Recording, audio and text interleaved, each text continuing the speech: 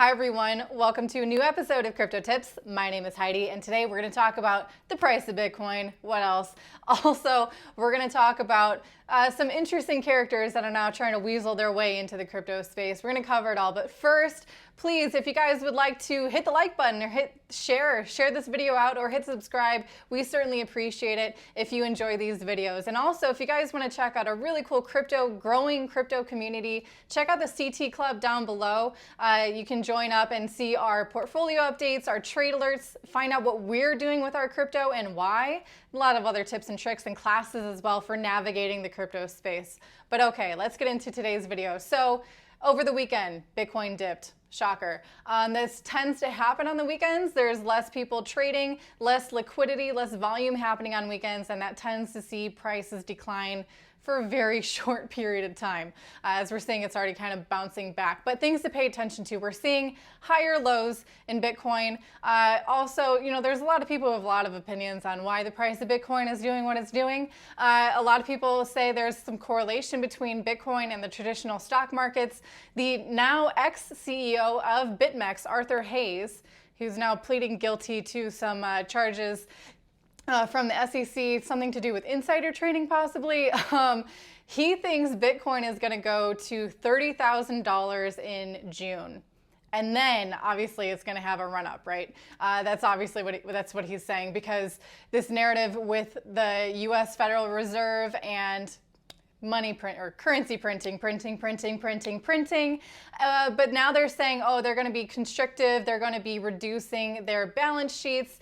Toby and I are in agreement here that the FUD with the Fed increasing interest rates, which they're never going to do, is already priced into the market. So that's what they're saying. But what we know is going to happen is they're going to continue to print because that's what they love to do. Whether they're saying anything else is ridiculous because actions speak louder than words, right? So what happens to Bitcoin and deflationary assets when people are faced with their currency that is inflating and their central banks continue to do so? They seek out safe havens like Bitcoin, the hardest asset that has ever existed. So that's good news for Bitcoin. But furthermore, I would like to take this time to let's have some hindsight. Hindsight is 2020, right? So maybe you were freaking out this weekend. Maybe you thought you were reading some articles saying we're going to see another 30% drop in Bitcoin. What are you scared of? Are you scared of buying Bitcoin at a cheaper price? Are you scared that Bitcoin is going to zero and will stay at zero? Are you not reading all the other huge investors that are buying Bitcoin and taking it off exchanges? And now I know there's a lot of people who are thinking, well, okay, I hear all these articles, so many people, Do Kwon and MicroStrategy, Michael Saylor, they're buying Bitcoin every chance they get, and huge amounts of Bitcoin, mind you. And yet Bitcoin isn't going to the moon. Well, when you compare the price action of Bitcoin compared to these traditional stock markets that people say Bitcoin is correlated to, it is by far outperforming that. And over time, more and more investors of that traditional stock market, the traditional financial market, will see that the risk is actually is much more prevalent in that traditional versus the Bitcoin. If anything, maybe the risk is the same, but the upside for Bitcoin and other cryptocurrencies far outweigh that found in the stock market. So there's that. Another thing, I was just perusing through some articles today, trying to give you guys something newsworthy, and what's his name here? Let me get it here.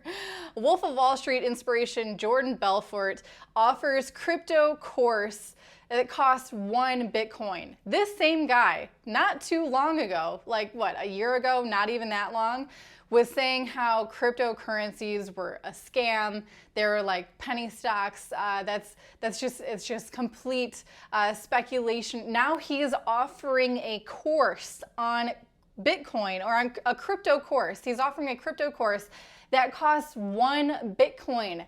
That is such a high price tag from someone who is not an expert in cryptocurrency by any means, but who is utilizing his platform and his inflated ego to, again, rack in another passive form of income for him. So be wary of newcomers in this space. Pay attention to what they're talking about. Are they at all interested in the fundamentals of cryptocurrencies, can they recognize it? Those are really important things to pay attention to.